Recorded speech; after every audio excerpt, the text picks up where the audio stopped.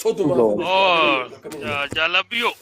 Wow. so Bakka nagaya taatan sila TikTok mana keessa wal agarra.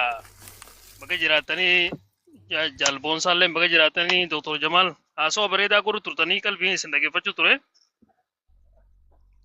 Keessattuu dubbiin alaabaa Oromoo qabatanii waan amma deemaa jiru kanarratti Somaalee cinaa hirmaachuudhaa suni dogongora guddaadha. Wanni sun dhaabbachuu qaba. Ija Donald Trump keessa seenuun hedduu miidhaa hamaa qabaata. Ammatti qaallichi kun hedduu agreesiiviidha. Somaaleen ija isaa keessa seentee jirti. Yoo agartan taate dhiyoon tana Somaalee biyyaatillee uummata miskiina biyyaa san gargaarsa sila Ameerikaan karaa UN'tiin kan tullee irraa muree jira. Taargeet godhatee jira jechuun uummata kana.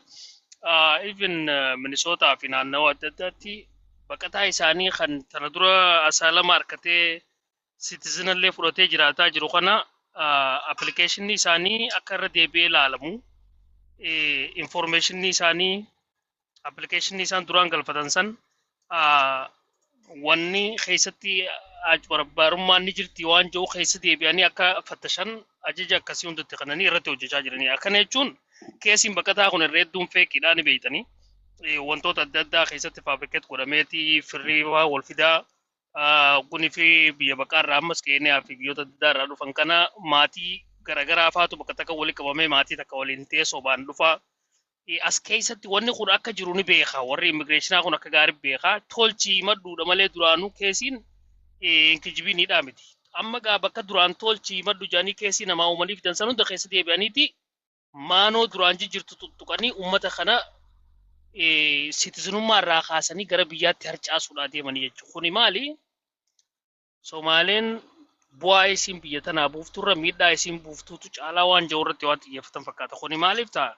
Somaaleen tuni biyya seera hin qabnee dhufte biyya seerri hin jirree dhufuun rakkoo mataa isaa qaba. Somaalee qofaa miti. Oromoonis gar caalu akkasuma.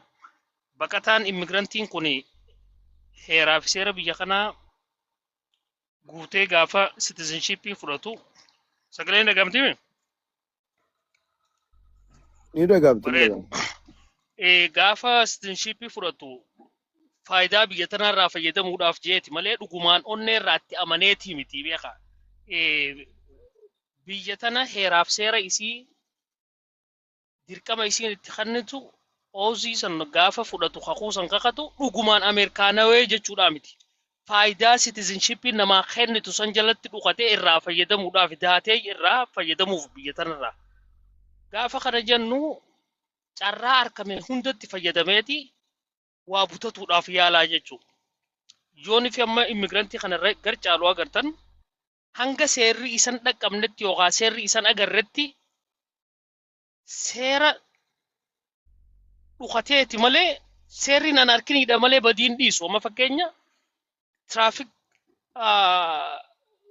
ruulii biyya kanaa tiraafik looyii biyya kanaa hanga poolisni isan harkinitti yookaan kaameraan jiraatee isan qabinitti eeggata malee bakka kaameraan hin jirretti yookaan poolisni isan garretti ni deema. Ammoo namni biyya kana dhalatee guddate sammuu isaa keessatti reellaayitii ifaa diimaa makinaan dabru jechuun sirri miti. Ati yoo waan san goote nama maraata malee nama sammuun ta'e fayyaatii miti jedhanii yaadan. Fakkeenyaaf ammas ijoollee xixiqqoo biyya kanaa amma yoon fi laalte yoo itti kijibde amma biyya keenya waan akkanaatiin si godhaa deemee waan akkasii naa godhi jettee faa sobdee ergachuu jira. Maatiin keenya akkasii sobanii faa nu ergatan.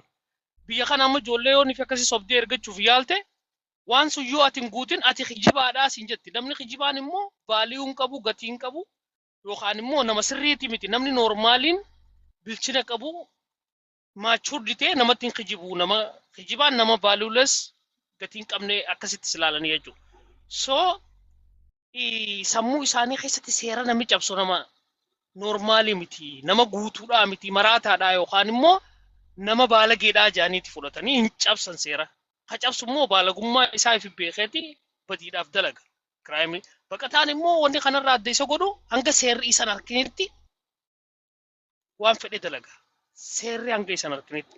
Biyya kana keessa immoo wanni jiru waan sani Somaaleen bakka benefita adda addaa haa jiraatu. Amma fakkeenya benefita mootummaarraa biyya kanatti kannan kana fuud istaambii nyaataa namoota rakkoo looyinkaa midhaa qaban gargaarsa nyaataa kan nuufi haa taatu mana kan nuufi haa taatu Somaaleen itti wal yaamtee bakka benefinni jiru san irraa qooda fudhattee waan sun irraa fayyadamti.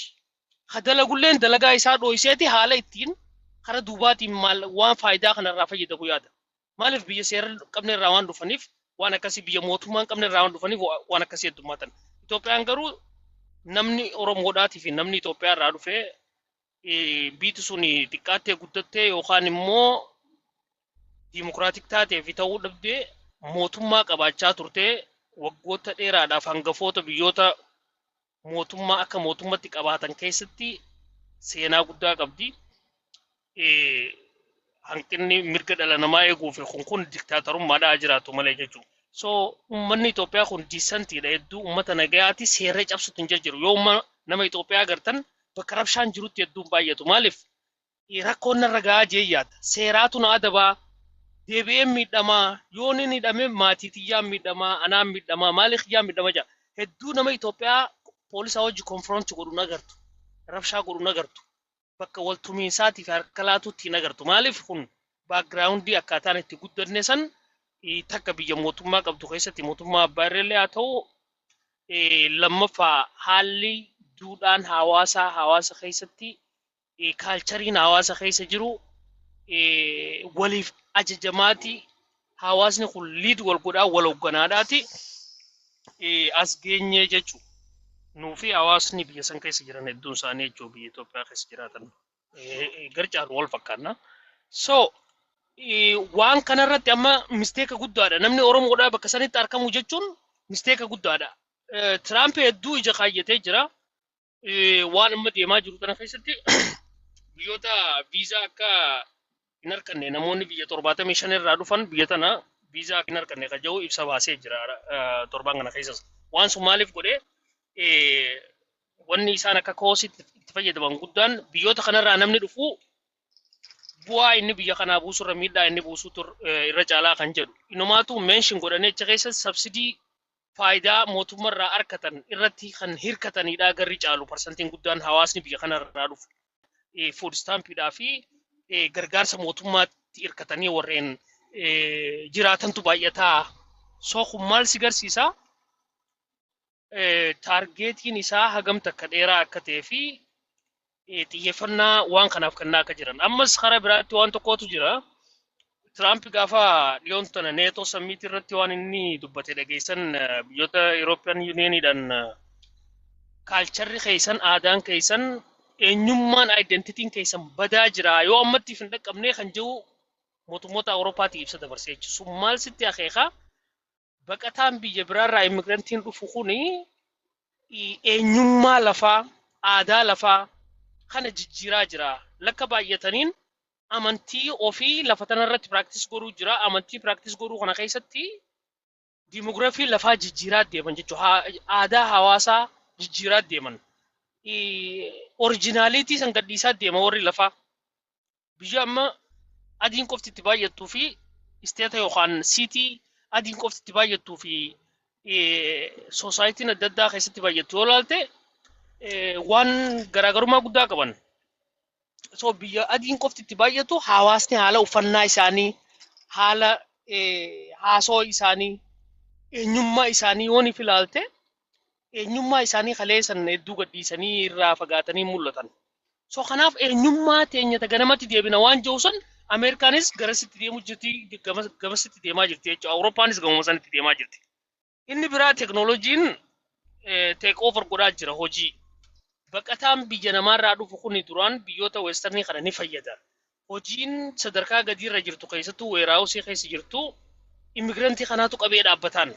Warri lafaa hedduu namoota haayiskuuliin xumurinii fi rakkoo adda addaatiin hojii gaggaarii hin qabne malee kiraayimii fi waan adda addaa keessa galanii hojii gaggaarii argachuu hin dandeenye malee kaan hojii galii xiqqaa kafalan kana hin hojjetan.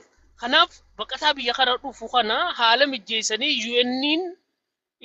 UN garcaalu United States Fund godhanii beeytanii ispoonsara godhanii gara biyya kanatti akka namni dhufu haala mijeessaa turanii jechuudha. Maaliif itti fayyadamuudhaaf? Tokko weeraawusii fi hojii gama jalaa kanarratti baqataa kanaatu biyya kana qabee dhaabbataan lama taaksii biyya kanaa kafala ikoonomii biyya kanaatti sossoosaa jechuudha. Amma waan